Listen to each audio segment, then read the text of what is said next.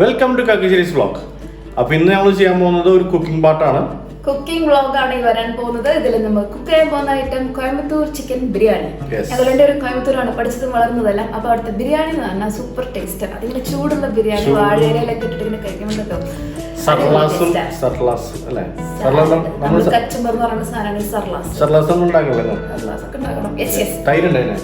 തൈരുണ്ട്. അപ്പോ ഇന്ന് ഇത്രയും ഹൈറ്റ് വെച്ചൊന്നും ചോദിക്കണ്ട, അതിന്റെ മേലെ കയറിയിരിക്കുന്ന പുള്ളിക്കാരി. അപ്പൊ ഇത് ബിരിയാണി നമ്മൾ ഉണ്ടാക്കാൻ പോകുന്ന ഒരു ജെഫിൻ കണ്ടുപിടിച്ച ഒരു സ്ഥലത്തിലാണ്. ഞങ്ങളത് ലൈവിൽ വന്ന് പറഞ്ഞിട്ടുണ്ടായിരുന്നു. ഗീക്ക് റോബോ കുക്ക് എന്ന് പറഞ്ഞ ഒരു സംഭവത്തിലാണ് നമ്മളത് കുക്ക് ചെയ്യാൻ പോകുന്നത്. അതായത് ജെഫ് ബാച്ചലർ ലൈഫിന് വേണ്ടി കാത്തിരിക്കുകയാണല്ലോ. എന്ന് വെച്ചാൽ ഇവിടുന്ന് പോയി ദുബായിൽ അല്ലെങ്കിൽ ഖത്തറിൽ ഒറ്റയ്ക്ക് താമസിക്കുമ്പോൾ വേണ്ടിയിട്ട് അതിനുവേണ്ടി ജെഫിന് ഒരു സ്ഥലം കണ്ടുപിടിച്ചതാണ്. ഒരു റോബോട്ടിനെ ഉണ്ടാക്കണല്ലോ, റോബോട്ടിനെ നമുക്ക് വേണ്ടി കുക്ക് ചെയ്യാൻ പോകുന്നത്. അതെ, എന്ന് ജെഫിന് വിചാരിക്കണം. അത് ഇട്ടോടനെ നമുക്ക് എങ്ങനെയാണ് സംഭവം. അപ്പൊ ഗീക്ക് റോബോ കുക്ക് എന്ന് പറഞ്ഞ ഒരു കുക്കർ ഉണ്ട് നമ്മുടെ കയ്യില്. നമ്മളത് ഇപ്പൊ വീഡിയോ എടുക്കുമ്പോഴാണ് ഞങ്ങൾ അതിന്റെ സെറ്റപ്പ് ഒക്കെ നോക്കണേ. അപ്പൊ നമുക്ക് ലൈവായിട്ട് തന്നെ എടുത്തു നോക്കാം. ബിരിയാണി കിട്ടും അല്ലെങ്കിൽ നമ്മൾ പലഹാരത്തിന് ഓർഡർ ചെയ്യാം. ഓക്കെ, ശരി. അപ്പൊ സ്റ്റാർട്ട്. അപ്പൊ നമുക്ക് ആദ്യം തന്നെ ഒരു 1/2 hour ഈ ചിക്കൻ മാരിനേറ്റ് ചെയ്ത് വെക്കണം. അതിന് നമ്മൾ 1 കിലോ ചിക്കനാണ് എടുത്തിട്ടുള്ളത്. അതിലൊരു 1/2 ടീസ്പൂൺ മഞ്ഞൾപ്പൊടി, 1/2 ടീസ്പൂൺ കാശ്മീരി ഉപയോഗിച്ചിട്ടുണ്ട്, ആവശ്യത്തിന് ഉപ്പിട്ടിട്ടുണ്ട്. ഇനി ഇതിലേക്ക് ഒരു 2 ചെറിയ നാരങ്ങയുടെ ജ്യൂസും കൂടെ ഒഴിച്ചിട്ടുണ്ടെങ്കിൽ നമുക്കത് മാരിനേഷനുള്ള മിക്സ് റെഡിയാണ്. ഈ നാരങ്ങ നീരും കൂടി ഒഴിച്ചിട്ട് ഇത് നന്നായി മിക്സ് ചെയ്ത് മാരിനേറ്റ് ചെയ്യാൻ വെക്കാം. അപ്പോൾ ഇതെല്ലാം കൂടെ നന്നായി മിക്സ് ചെയ്തിട്ട് നമുക്കൊരു 1/2 മണിക്കൂർ മാരിനേറ്റ് ചെയ്യാൻ വെക്കാം. ഈ ഫോർക്ക് വെച്ച് ജസ്റ്റ് ഇങ്ങനെ കുത്തി കൊടുക്കുന്നത് നമ്മുടെ ചിക്കൻ്റെ അകത്തേക്കൊക്കെ മസാല പോയി പിടിക്കാൻ നന്നായി ഹെൽപ്പ് ചെയ്യും. 1/2 മണിക്കൂർ ഫ്രിഡ്ജിൽ വെക്കുന്നത് വളരെ നല്ലതായിരിക്കും. അപ്പോൾ നമ്മുടെ അടുത്ത സ്റ്റെപ്പ് ബിരിയാണിക്കുള്ള മസാല ഉണ്ടാക്കലാണ്. ഈ പാത്രത്തിൽ കാണുന്ന ഐറ്റംസ് എല്ലാം പെരുജീരകം, നല്ല ജീരകം, കുറച്ച് ഗ്രാമ്പ്, 4 ഏലക്ക, ഒരു ഉണക്കമുളക്, പിന്നെ സാധാരണ ബിരിയാണികളിലൊക്കെ ഇടുന്ന മസാലകൾ, പട്ട. അപ്പോൾ ഇതെല്ലാം കൂടെ നമുക്കൊന്ന് മിക്സിയിലിട്ട് പൊടിച്ചെടുക്കാം. അപ്പോൾ അത് ഈ പൊടിച്ച മസാലയിലേക്ക് നമ്മളിനി അടുത്തത് ചുവന്നുള്ളി ഒരു 10 എന്ന് പറയാം, പിന്നെ വെളുത്തുള്ളി, ഇഞ്ചി, ജിഞ്ചർ ഗാർലിക് പേസ്റ്റ് റെഡി ആയിട്ടുണ്ടെങ്കിൽ അതൊരു 2 ടേബിൾ സ്പൂണ് കറക്റ്റ് ആയിരിക്കും. പിന്നെ ചുവന്നുള്ളി എല്ലാം കൂടെ ഇതിലിട്ടിട്ട് നമുക്ക് ബിരിയാണി മസാല റെഡിയാക്കാം. നമ്മുടെ ബിരിയാണി മസാല റെഡി ആയിട്ടുണ്ട്, നല്ല മണമൊക്കെ വരുന്നുണ്ട്. ഇതാണ് നമ്മുടെ മെയിൻ താരം ഈ കോയമ്പത്തൂർ ബിരിയാണിയിൽ. അപ്പോൾ ഇതാണ് നമ്മൾ പറഞ്ഞ റോബോ കുക്ക് എന്ന് പറഞ്ഞ സംഭവം. ഓക്കെ, നമുക്കിത് സ്റ്റാർട്ട് ചെയ്ത് നോക്കാം. ഏയ്, ഞാനതെല്ലാം കഴുകി റെഡിയാക്കി വെച്ചിട്ടുണ്ട് ഓൾറെഡി.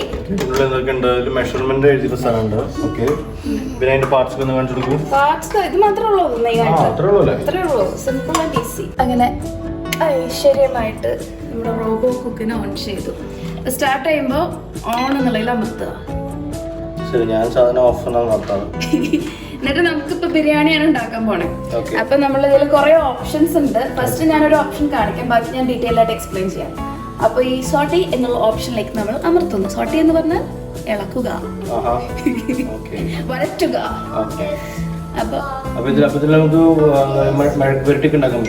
പിന്നെ എല്ലാം പറ്റും. അപ്പൊ ഞാനത് അത് പ്രസ് ചെയ്തു. അപ്പൊ അങ്ങനെ അത് 30 സെക്കൻഡ്സിന് അത് വാം ആകുന്ന ടൈമാണ് ഉള്ളിലത്തെ. അപ്പൊ അതിങ്ങനെ വാം ആയിക്കൊണ്ടിരിക്കുകയാണ്. റൈറ്റ്. അപ്പൊ വാം ആവുന്ന സമയത്ത് ഞാൻ ഇതിൽ ഓപ്ഷൻസ് ഒക്കെ എന്തൊക്കെയാന്ന് പറഞ്ഞുതരാം. ഇത് ഓൺ ഓപ്ഷൻ. ഇത് കീപ്പ് ആണെന്നുള്ളതുണ്ടെങ്കിൽ നമ്മൾ കുക്ക് ചെയ്ത് കഴിഞ്ഞിട്ട് ഈ കീപ്പ് ആണെന്ന് പ്രസ് ചെയ്തിട്ടുണ്ടെങ്കിൽ അത് ചൂടോടുകൂടി ഇരിക്കും. ഡിലേ ടൈം എന്ന് പറഞ്ഞാൽ നമുക്ക് ഇതിൽ വെച്ചിട്ട് ഒരു 10 മണിക്കൂർ കഴിഞ്ഞിട്ട് സ്റ്റാർട്ട് ആവടാന്ന് പറഞ്ഞാൽ സ്റ്റാർട്ട് ആവും എന്നാണ് നമ്മുടെ റോബോ കുക്ക് ചേട്ടൻ പറയുന്നത്.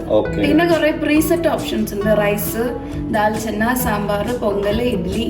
തമിഴ്മാർ കണ്ടുപിടിച്ച റോബോ കുക്ക്. പിന്നെ ഇവിടെ നോക്കിയിട്ടുണ്ടെങ്കിൽ നോൺ വെജ് എന്ന് ഉദ്ദേശിക്കുന്നത് നോൺ വെജ് ആണ്.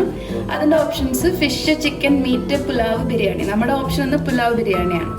നമുക്കതിങ്ങനെ ചൂസ് ചെയ്യാം. ഇവിടെ ചൂടാവുന്നതിന്റെ ചൂട് നമുക്ക് കിട്ടുന്നുണ്ട്. പിന്നെ ഇവിടെ ഉണ്ടല്ലോ, ഇവിടെ എന്ന് വെച്ചിട്ടുണ്ടെങ്കിൽ ടേസ്റ്റ് ഓപ്ഷൻസ്, അതായത് ക്യൂക്ക്, മീഡിയം, സ്ട്രോങ് എന്ന് പറഞ്ഞാൽ നമ്മള് ഗ്യാസിന്റെ ഫ്ലെയിം കൂട്ടുക കുറക്കല്ലേ, അതുപോലെ തന്നെയാണ് അത്. നമുക്ക് അതനുസരിച്ച് കൂട്ടുകയും കുറയ്ക്കുകയും ചെയ്യാം. ഓക്കെ, അപ്പൊ ഇതിന്റെ കൂടെ ഇങ്ങനത്തെ 2 സംഭവം വന്നിട്ടുണ്ട്. എന്ന് വെച്ചിട്ടുണ്ടെങ്കിൽ ഇത് നല്ല ചൂടാകും. നമുക്ക് ഇങ്ങനെ പിടിച്ച് പൊക്കാൻ വേണ്ടിയിട്ടാണ്. എങ്ങനെ പിടിച്ചിട്ട് ഇങ്ങനെ പൊക്കാൻ വേണ്ടിയിട്ട് കൈ ചൂടാവില്ല. സിലിക്കോൺ സംഭവമാണ്. പിന്നെ ഒരു മെഷറിംഗ് കപ്പ് ഉണ്ട്. പിന്നെ റൈസ് ബൗൾ എന്ന് പറഞ്ഞിട്ട് റൈസ് ബൗൾ, റൈസ്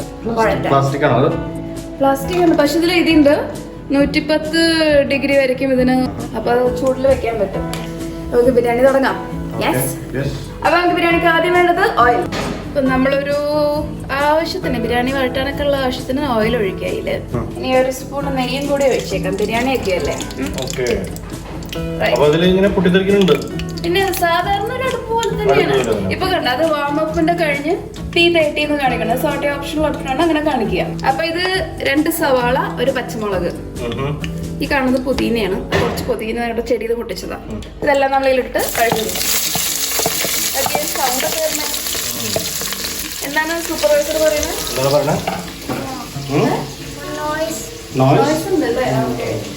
അപ്പൊ നമ്മൾ ഈ സവാള നന്നായി വഴറ്റാം. നമ്മളിതില് ഒട്ടും കോംപ്രമൈസ് പാടില്ല. സ്പൈസസിന് ഇഷ്ടം പോലെ ഇടാം. അതാണ് ഇതിന്റെ ഹൈലൈറ്റ് തന്നെ. ഇപ്പൊ നമ്മൾ ബേ ലീഫ് എന്ന് പറഞ്ഞാൽ എന്തായിരുന്നു? പട്ടടയിലെ. അയ്യോ, കൊച്ചു സൂപ്പർവൈസറും വന്നു, ഡാനി സൂപ്പർവൈസർ. അപ്പൊ ഞാൻ ഞാനൊന്ന് ഇളക്കി കൊടുക്കാം. ഞാൻ ഉണ്ടാക്കിയ ബിരിയാണി എന്ന് പറയാമല്ലോ.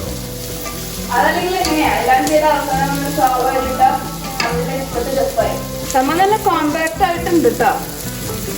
ഒരു ക്യൂട്ട് സാധനം. നമ്മുടെ വഴറ്റിലും കുക്കിങ്ങും പ്രഷറും എല്ലാം ഇതിൽ തന്നെ ചെയ്യാൻ പറ്റുന്ന കാരണം എനിക്ക് ഇഷ്ടപ്പെട്ടു. ഇനി ഔട്ട്പുട്ട് എങ്ങനെയാണെന്നുള്ളത് നമുക്ക് ഉണ്ടാക്കി വരുമ്പോൾ അറിയാം. So far it's good. കാരണം സവാളയൊക്കെ പെട്ടെന്ന് ഇങ്ങനെ എന്താ പറയാ മുരിഞ്ഞ് വരുന്നുണ്ട്. ഇത്രയും മുരിഞ്ഞാൽ മതി. നമുക്കതിലേക്ക് നമ്മളപ്പോഴേ ഉണ്ടാക്കി വെച്ച ബിരിയാണി മസാല ഉണ്ടല്ലോ, അതെല്ലാം അതിലേക്ക് ഇടാം. എരിവൊക്കെ നിങ്ങൾക്ക് എത്ര എരിവ് വേണോ അതനുസരിച്ച് എരിവ് കൂട്ട് കുറക്കുക അങ്ങനത്തെ കാര്യങ്ങളൊക്കെ ചെയ്യാം. ഞങ്ങൾക്ക് മീഡിയം എരിവ് കാരണമാണ് മുളകൊക്കെ കുറഞ്ഞ ക്വാണ്ടിറ്റിയിൽ ഇട്ടിട്ടുള്ളത്. ബിരിയാണി മസാല ഇട്ടിട്ട് നമ്മൾ വഴറ്റിക്കൊണ്ടിരിക്കുകയാണ്. പിന്നെ അടുത്ത പടിയാകെ 2 തക്കാളിയോടെ ഇങ്ങനെ കട്ട് ചെയ്ത് വെച്ചിട്ടുണ്ട്. നമ്മൾ ഈ മസാലയിലേക്ക് ഇടുകയാണ്. 1 2 3 ഇപ്പോൾ ഒരു 1/2 സ്പൂൺ മഞ്ഞൾപ്പൊടി ഞാൻ ഇട്ട് കൊടുക്കുന്നുണ്ട്. ഇനി ഈ തക്കാളി ഒന്ന് ഉടയുടെ വരയ്ക്ക് നമുക്ക് വഴറ്റി അത് കുക്ക് ചെയ്യാം. ഞാനൊരു സാധനം നോട്ട് നമ്മള് ഇതില് ഇങ്ങനെ ഉണ്ടാക്കുമ്പോൾ ഈ സ്മെല്ലി അല്ലെങ്കിൽ മസാല കുക്ക് വെച്ച് ചെയ്യുമ്പോൾ എക്സോസ്റ്റിന്റെ ആവശ്യമുണ്ട്. അതൊക്കെ നമുക്ക് എക്സോസ്റ്റ് ഇട്ട് കൊടുക്കാം. ഇപ്പൊ നമ്മുടെ തക്കാളി ഒരു ഇത് ഉടഞ്ഞിട്ടുണ്ട്. നമ്മൾ ഇതിലേക്ക് നമ്മൾ മാരിനേറ്റ് ചെയ്ത് വെച്ച് ചിക്കൻ ഇടുകയാണ്. ഓക്കെ, മാരിനേറ്റ് ചെയ്ത ചിക്കൻ കുട്ടികളെല്ലാവരും അതിലേക്ക് ജമ്പ് ഇടും. നമുക്കതെല്ലാം കൂടെ ഒന്ന് ഇവിടെ പിടിക്കുമ്പോൾ ചൂടില്ല കേട്ടോ. ഈ പാത്രം തൊട്ടാൽ പണിയിട്ട് ചിലപ്പോൾ. അപ്പൊ നമ്മൾ എടുക്കുന്നത് 1/2 കിലോ ചിക്കൻ ആണ്. 1/2 കിലോ ചിക്കൻ ആൻഡ് 2 ഗ്ലാസ് അരി. 2 ഗ്ലാസ് അരിക്ക് 3.5 ഗ്ലാസ് വെള്ളമാണ് ഇതിൽ നമ്മൾ ഒഴിക്കാൻ പോകുന്നത്. അരി ഓൾറെഡി കുതിർത്ത് വെച്ചിട്ടുണ്ട്. അപ്പൊ ഈ ചിക്കൻ അധികം നേരം കുക്ക് ചെയ്യണ്ട. ഒരു മേ ബി ഒരു 5 മിനിറ്റ് താഴെ ജസ്റ്റ് അതൊന്ന് എന്താ പറയാ അതിലെ കോട്ടിംഗ് ഒക്കെ പിടിച്ചാൽ മതി. 3.5 ഗ്ലാസ് വെള്ളം നമ്മൾ ഇതിലേക്ക് ഒഴിക്കണം.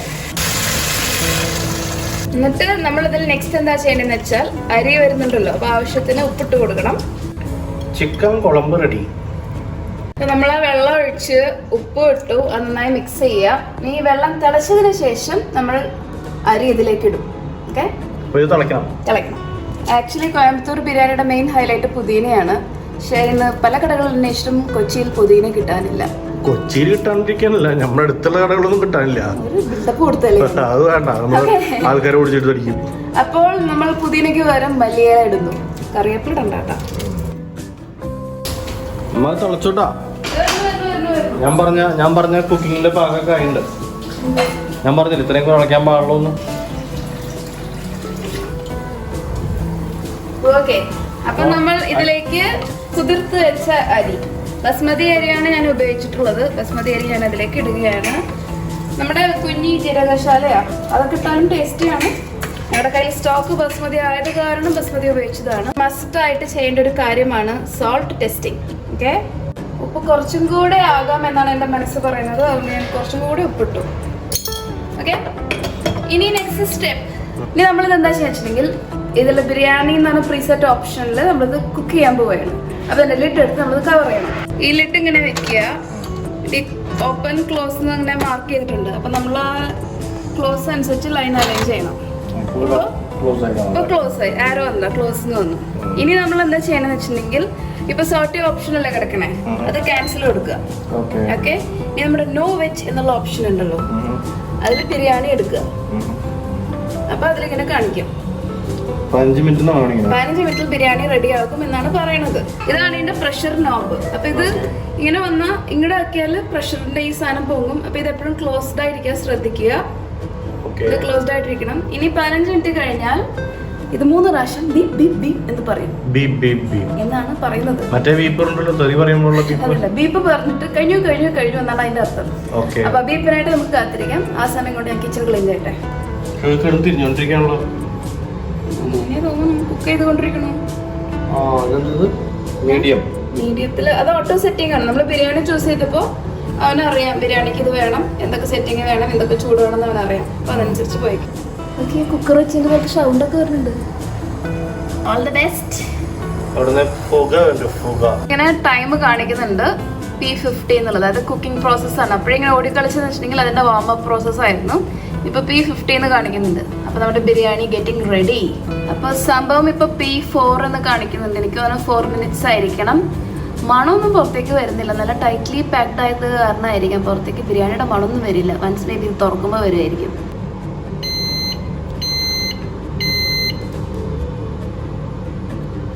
അപ്പോൾ സംഭവത്തിന്റെ റെഡിയായി എന്ന് 3 പ്രാവശ്യം പറഞ്ഞിട്ടുണ്ട്. നമുക്ക് എന്തായാലും ഇത് കീപ്പ് വാം എന്നുള്ള ഓപ്ഷൻ ക്യാൻസൽ ചെയ്യാം. കാരണം നമുക്കിപ്പോൾ ബിരിയാണി ഇപ്പോൾ ഓപ്പൺ ചെയ്യണം. അപ്പോൾ അത് ക്യാൻസൽ എന്ന് കൊടുക്കാം. ഓക്കെ, അപ്പോൾ 15 മിനിറ്റ് കഴിഞ്ഞപ്പോൾ അത് 3 പ്രാവശ്യം ബീപ്പ് ചെയ്തു. ഞാൻ അപ്പോഴേ കാണിച്ച പോലെ കീപ്പ് വാം എന്നുള്ള ഓപ്ഷൻ ക്യാൻസൽ ചെയ്തു. കാരണം നമുക്കത് ഇപ്പോൾ തന്നെ ഓപ്പൺ ചെയ്യാൻ പോവാണ്. ചിക്കനാണ് പെട്ടെന്ന് വെന്തിട്ടുണ്ടാവും. അതേ നേരം നമുക്ക് കുഴഞ്ഞ ബിരിയാണി വേണ്ടല്ലോ. അപ്പോൾ ഈ ഒരു ഓപ്ഷൻ ഉണ്ട്. ഞാൻ നീങ്ങി നിൽക്കാം, അവിടെ ഗ്യാസ് കയറുന്ന കാരണം ഗ്യാസ് കളയാൻ പറ്റും. അത് നമ്മൾ ഈ ക്യാൻസൽ കൊടുക്കുമ്പോൾ തനിയെ ഗ്യാസ് പോണതാണ്. പക്ഷെ നമുക്ക് ചിക്കൻ അധികം വേവ് ആവശ്യമില്ലാത്ത കാരണം നമ്മളത് ചെയ്യാം. ഇവിടെ നിന്നിട്ട് ഓപ്പൺ ചെയ്താൽ ചിലപ്പോൾ പണി കിട്ടും. ഇവിടെ നിന്നിട്ട് ഓപ്പൺ ചെയ്താലും പോടേക്ക. അപ്പൊ ഈ ഗ്യാസ് ഫുള്ള് പോയാലേ നമുക്ക് ലിഡ് ഓപ്പൺ ചെയ്യാൻ പറ്റൂ. നമുക്ക് ഗ്യാസ് മാക്സിമം കളയാം. ഇൻ കേസ് അത് എന്തില്ലേ നമുക്ക് ചെയ്യല്ലോ. എക്സൈറ്റഡ് ആണോ? ഞാൻ എക്സൈറ്റഡ് ആണ്. എക്സൈറ്റ്മെന്റ് മണം കെട്ടി തുടങ്ങിയപ്പോ ഒരു നോസ്റ്റോൾജിയ ഒക്കെ വരുന്നുണ്ട്. സർലാസ് ഉണ്ടാക്കണ്ടേ നീ സർലാസ് തന്നെ പറഞ്ഞില്ലേ? പപ്പടം വേണം. പപ്പടം നമ്മൾ സാധനം ഉണ്ടാവാറില്ല. അച്ചാർ വേണം, നല്ല നാരങ്ങ അച്ചാർ വേണം. ലുലുന്ന് വാങ്ങിച്ച നല്ല നെല്ലിക്ക അച്ചാറുണ്ട്. കാത്തിരുന്ന് ബിരിയാണി റെഡിയായി. ഓപ്പൺ ചെയ്യട്ടെ.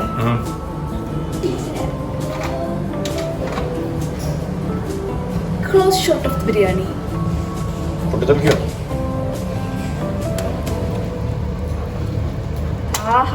എന്താ സ്മെല്ല് ജെഫേ? പക്ക പെർഫെക്റ്റ് വേവിട്ട് അതൊക്കെ ഞാൻ വിചാരിച്ചു വെള്ളം പോലെ ആവോന്നൊക്കെ.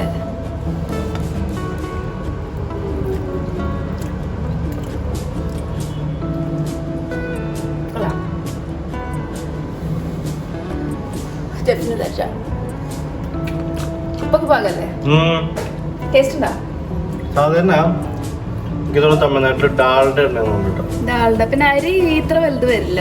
പക്ഷെ മണമൊക്കെ ചിക്കനൊക്കെ ഉണ്ടല്ലോ.